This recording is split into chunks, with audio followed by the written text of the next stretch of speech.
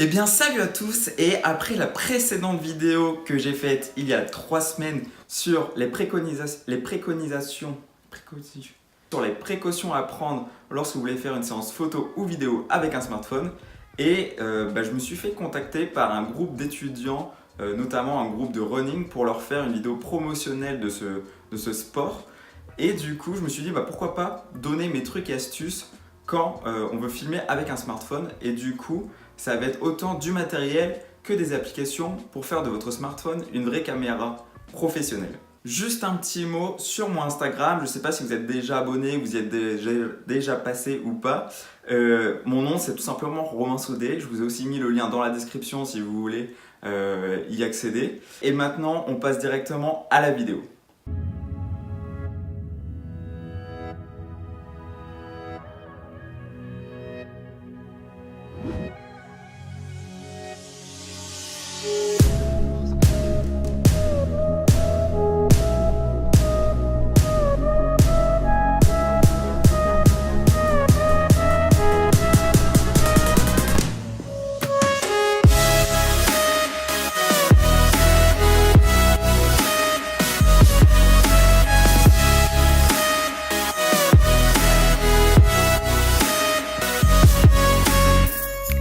Hop, top. Je crois que vous en avez vu assez. De toute façon, si vous voulez la voir en entière, il y a le lien dans la description. Et en tout cas, si vous allez la voir, dites-moi ce que vous en avez pensé.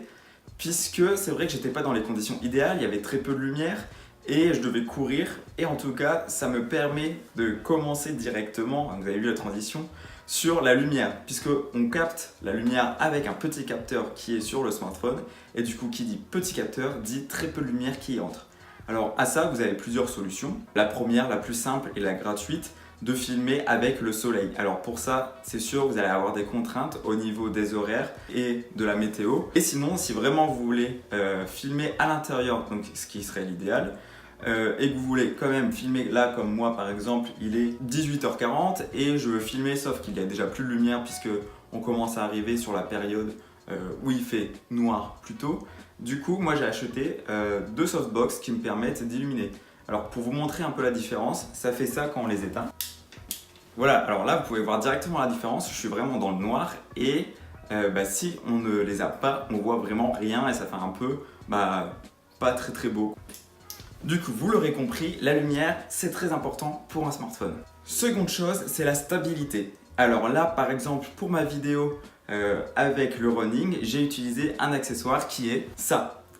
Et ça, c'est tout simplement un stabilisateur, donc pour mobile, qui permet ici de mettre votre téléphone et de pouvoir stabiliser directement vos vidéos, que vous marchiez ou pas. Alors avec ça, ce qui est très bien, c'est que vous avez deux fonctionnalités. Vous allez par exemple avoir le mode fixe. À n'importe quel moment où vous bougez votre main, vous allez rester toujours dans le même angle. Donc ça, c'est vraiment cool. Et le deuxième mode, c'est le suivi.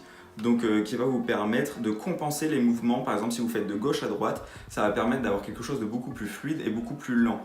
Alors moi, mon modèle, c'est le DJI Osmo Mobile 2. J'ai déjà eu la version précédente. C'est une bonne marque, vous pouvez l'avoir sans promotion ni rien, c'est à 150 € environ. C'est vraiment du bon matos et qui permet de faire un rendu professionnel. À ça, j'utilise aussi Filmic Pro, qui est une application qui permet de débrider l'iPhone.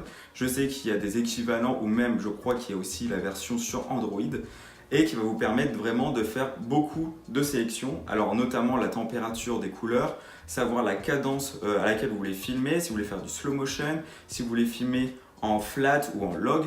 C'est vraiment quelque chose qui permet de débrider le smartphone et qui vous permet d'avoir vraiment comme une caméra professionnelle mais avec votre smartphone.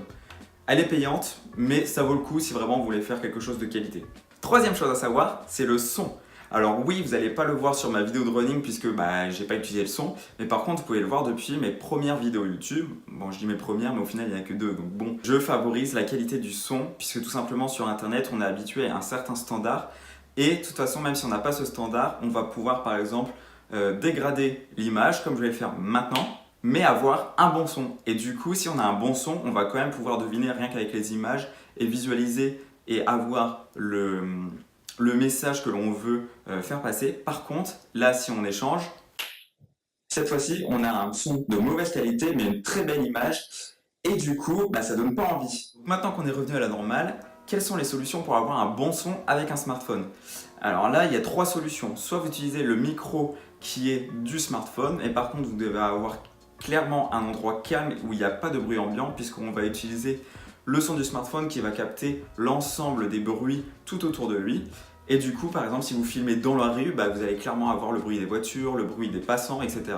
Et on ne va pas vous entendre et ça ne va pas être clair. Seconde possibilité, c'est d'avoir un micro externe. Donc là, moi par exemple, j'ai utilisé le micro Rode. Je vous ai mis le lien dans la description pour que vous puissiez vous renseigner.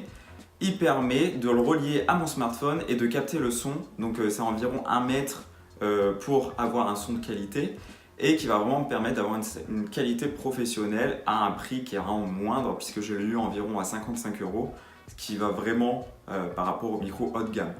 Troisième solution qui peut être divisée en deux, c'est d'avoir un enregistreur donc directement sur soi, qu'on enregistre soit à la main, donc comme un micro, et on peut aussi avoir un micro-cravate qu'on relie à cet enregistreur, à savoir que si votre micro-cravate est assez long, vous pouvez aussi le relier à votre smartphone, mais c'est vrai que ça fait un câble qui n'est pas super. Mais le souci qui est avec ce système, c'est que puisque vous avez le son qui est déporté du smartphone, vous allez devoir resynchroniser le son avec la vidéo pour ne pas avoir justement de décalage. Et justement, faites attention à ça. Et par exemple, là, si maintenant j'ai un décalage de 0,5 secondes, c'est très désagréable à l'oreille. Quatrième point, c'est de filmer en mode manuel, que ce soit avec l'application de base du téléphone ou avec une autre application. Utilisez le mode manuel, c'est tout simple, vous avez juste à pointer l'endroit que vous voulez mettre en avant sur votre vidéo, restez appuyé, ajustez la luminosité et le focus pour ne pas avoir cet effet zoom-dézoom qui est vraiment dégueulasse. Et ça vous permet aussi, par exemple, si vous voulez faire un mouvement mais que vous avez d'un coup la lumière, vous faites la luminosité avant, le réglage de la luminosité avant, et comme ça quand vous faites votre mouvement, vous n'allez pas avoir cet effet d'un coup flash blanc et retour aux couleurs petit à petit dès que le capteur arrive à s'adapter. Et sinon au niveau application que je peux vous conseiller, il y a Filmic Pro comme je vous disais qui est payant, sinon votre application native est très intéressante déjà pour commencer la vidéo ou la photo, avec le mode manuel bien sûr. Pour stabiliser gratuitement, si vous n'avez pas les moyens ou l'envie d'acheter un DJI Osmo Mobile, vous avez Emulsio. Par contre, attention à ça, c'est de ne pas exagérer sur la stabilité, puisque si vous stabilisez trop, vous allez avoir un effet qui est beaucoup trop linéaire et un peu robotique, et c'est pas très très beau à voir au final. Et surtout aussi, puisque plus vous stabilisez, plus votre image va être recadrée, puisqu'il va compenser les vibrations en faisant un rectangle, et du coup tout ce qui va passer en dehors de ce rectangle là va être supprimé, et pour être supprimé il est obligé de zoomer sur la vidéo. Donc voilà, faites attention quand vous utilisez ce type d'application. Dernier point que je voulais aborder, c'est lorsque vous faites de la photo ou de la vidéo avec un smartphone, ayez de la créativité. C'est pas parce que vous êtes avec un smartphone que vous pouvez pas faire quelque chose de beau et un peu innovant ou créatif. Maintenant vous avez beaucoup d'applications qui vous permettent de faire pas mal de choses, et en plus gratuitement. Ne vous faites pas avoir par les applications qui vous demandent un abonnement à 6 € par semaine, hein. C'est vraiment de l'arnaque. Des fois vous avez aussi même des équivalents qui sont gratuits et tout aussi bien. Mais si vous voulez plus de détails, je vous en ferai une vidéo de temps en temps sur une application que j'utilise ou que je trouve plutôt sympa à utiliser.